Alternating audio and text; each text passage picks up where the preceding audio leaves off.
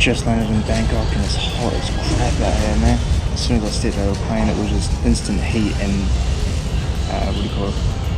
Humid. There you go. Yeah, gotta wait 3-4 hours for my next flight to Brussels, and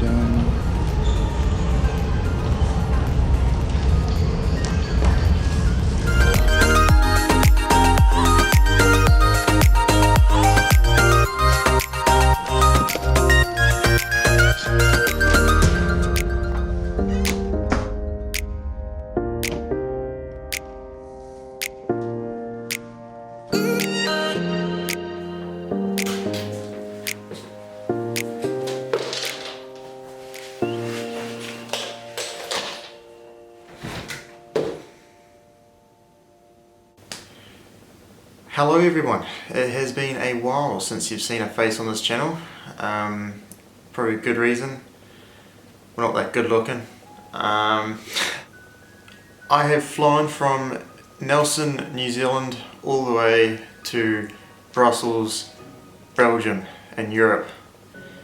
Man, this is my first trip outside of New Zealand by myself. It's definitely a massive experience. So far the flights have been the worst part, mainly because that's the only thing I've really done so far. In my first hotel, going to be here for one night and then going to be switching over to another one as my F1 package begins. So I will be attending the Belgian Grand Prix, Spa Francorchamps. I probably butchered that, but yeah, I'm going to be attending that. It's going to be an amazing adventure. It's going to be the first professional racing series event I have ever witnessed in real life, and to do it at Spa especially is probably the most popular racing circuit you could probably do. Yeah, going to Spa for my first Grand Prix is going to be one heck of an experience. Not only am I going to Spa and watching the Grand Prix, next week I'm going to be doing but 5 laps of the Nordschleife in a BMW track car that I've got rented out for the 5 laps. I'm not going to be doing that by myself. I have got Sam. He has made all the channel art on the channel. I'm going to be meeting up with him. He's going to be doing the same experience and it should be a really good time. So apart from that, I've only just got settled into this hotel. I need to take a shower because I have not showered in the past 2 days, and when I was in Thailand that place was stinking hot. Yeah, I had a layover in Bangkok, Thailand before I came here. Gonna empty a bag, gotta go do a bit of a shopping, some necessities of living and a few power adapters and stuff like that. I'll probably shoot this all on the GoPro because this camera is not cheap. I mean, the GoPro is not either, but it's cheaper than this. So let's get to it.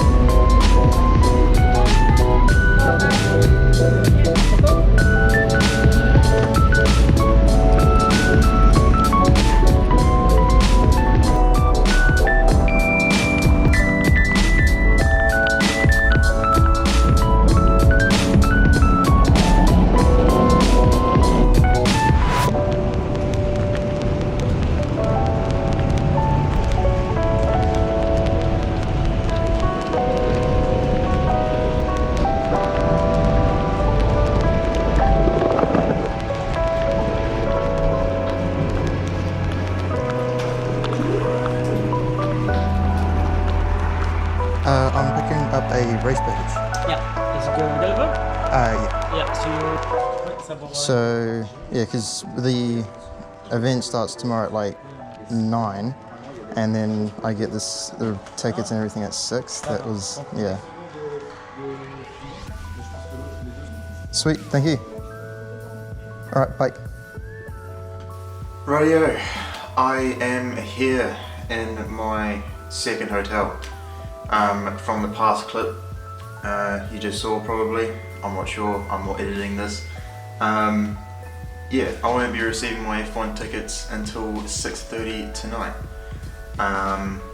Unfortunate, but luckily it's only just practice for today.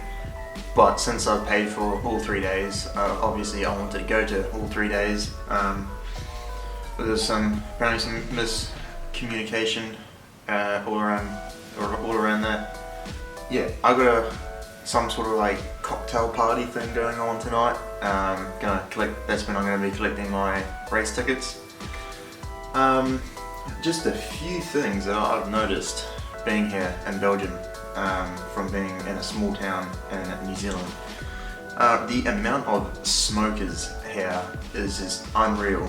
You turn a corner and there's at least like 2 or 3 people smoking, and there's like cigarette butts all over the ground.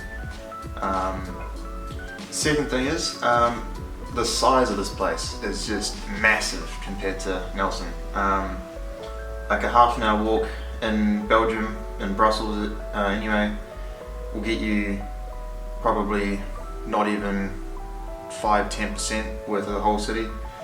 But a 30-minute walk in Nelson will probably get you halfway across the city. Yeah, that's pretty insane. The amount of people isn't really that surprising. I mean, there's obviously a lot more people here compared to New Zealand, but yeah, it's to be given. Most of the roads around here are all cobble and brick roads, and it sounds really weird when a car's driving over them. But this is a pic that I took yesterday. That's just one street. It's all brick, no lanes or anything, and yeah, it is very, very different. I just had my first Uber Eats experience as well. Where has this been all my life? Like, this stuff is mint. Some place called O Tacos or whatever. It's like the best thing I've ever had in my life. Why don't we have it in New Zealand? All the pedestrian crossings with what do you call them, traffic lights, hardly anyone listens to them or obeys them. If it's clear and it's red, people just go. That's pretty different. The prices of everything over here. The New Zealand dollar is like 0.6 of a euro, so basically 1 euro is like 2 NZ dollars basically. And so from that, I would have expected everything over here to be pretty much half the price that it is over in New Zealand. I mean, in euros. So if it was like 10 bucks in NZ, I was expecting it to be 5 euros here. But no, everything is like the same but different currency. So $10 in New Zealand would be 10 euros here, and it's just like, man, everything's expensive. All the supermarkets around here, they are weird. Just, yeah. I'll be walking across the street or something, and there'll be some grates in the ground that look like it goes to nothing. It's just blackness at the bottom of it. You'll be walking across it, and all of a sudden you'll hear a train out of nowhere. And be like, whoa, okay, that's a train, a rail track below me that I'm walking over. So that's pretty new. Yeah, so those are the first few things that I've noticed comparing New Zealand to Belgium at the moment.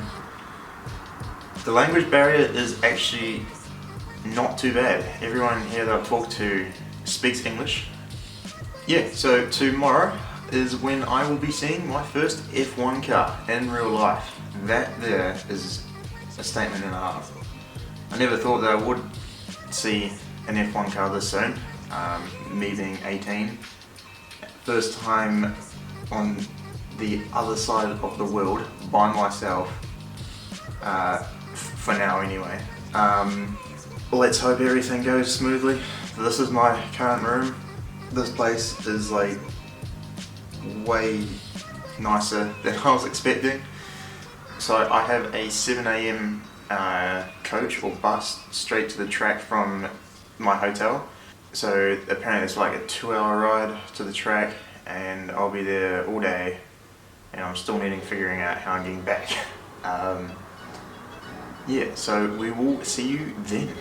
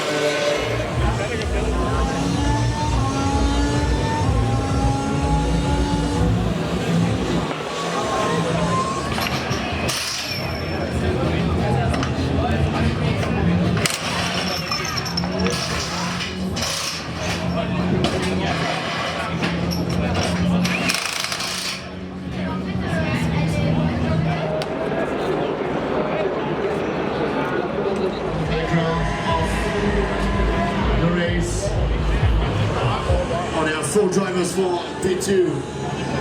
We're gonna have a look. Oh, sorry, excuse me. Let's have a look into this battle for P2.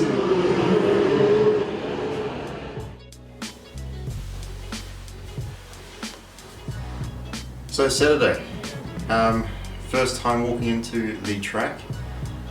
Yeah, so we got dropped off, well I got dropped off in a coach.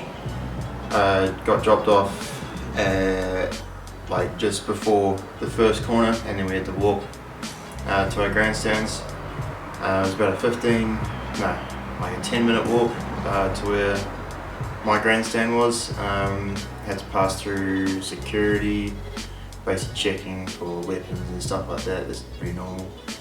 But the first thing I saw when I came into the track was the paddock with all the like the team's buildings or whatever, hospitality units, or I think that's what they call them. And then as I was getting higher up and on the mountain, or on the hill I guess, I could start to see turn 1, and it was at that moment where I was at Spa, and I was walking, and I could see radio in Eau Rouge, and I was like, I'm at Spa, this is unreal. So I got to my grandstand and found my seat, sat down, and then just took it all in. It was the most amazing sight I've seen. To see the exit of turn 1 and right up to Radion and Eau Rouge.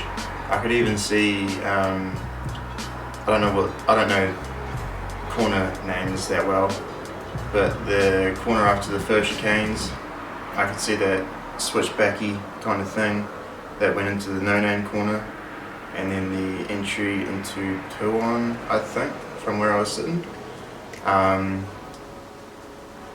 Yeah, but I couldn't really tell. I could see cars going on it, but I couldn't really tell what car they were.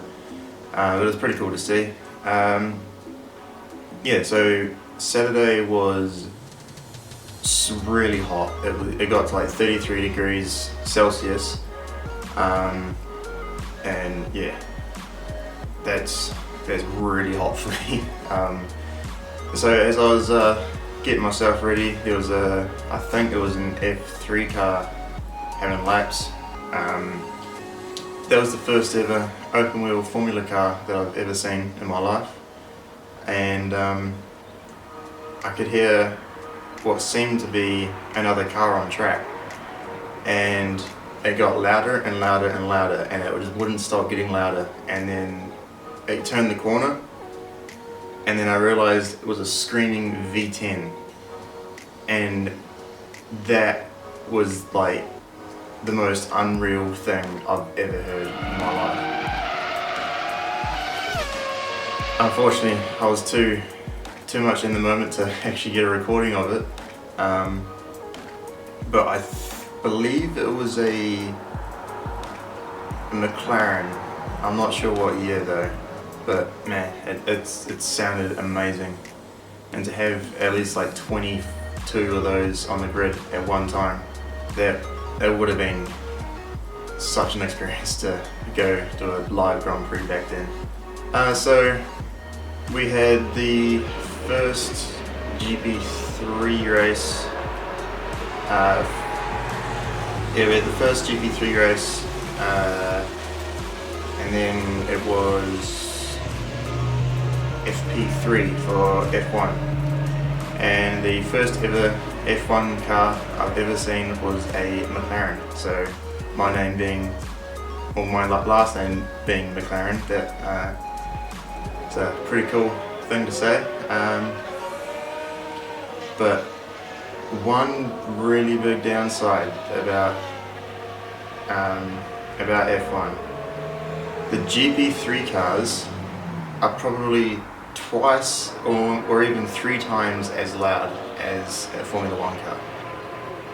I found that very surprising. I had to have earplugs in for the GP3 car or F3 cars, and with the F1 cars I didn't.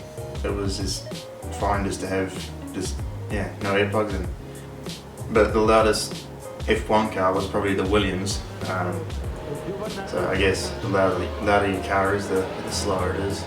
Yeah, so qualifying started, and it was actually quite hard to know what is actually happening on track, because where I was sitting, I could see the TV at turn 1, but it was very far away and I couldn't really see it properly.